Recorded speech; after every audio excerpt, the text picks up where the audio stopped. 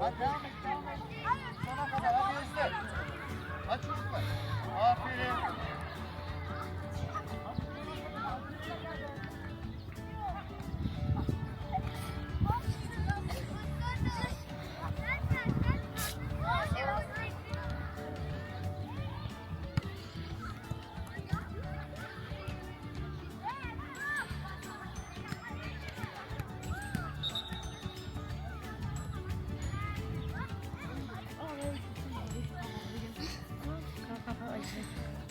El salla. Yüz.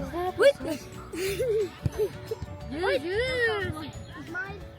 Hocam benim gollerimi gösterebilir misiniz?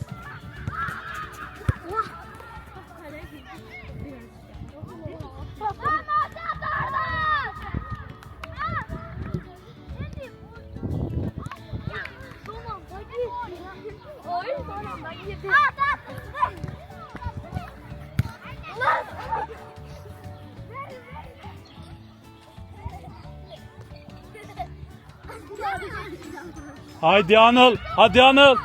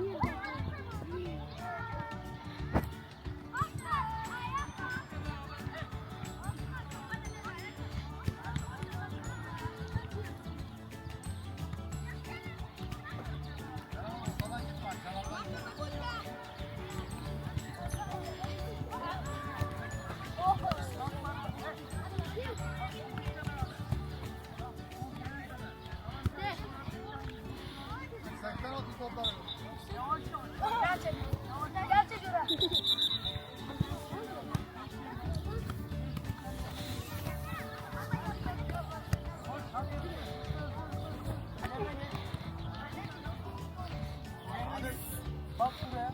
Çocuklar hızlı yapmıyoruz. Yavaş. Hızlı değil, yavaş. Bir daha başlıyorum. Açın biraz daha bu tarafa.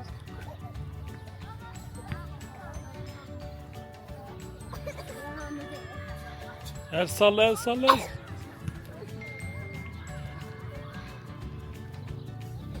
Bak şimdi dinle burayı. Çocuklar, Hadi hocanı dinle.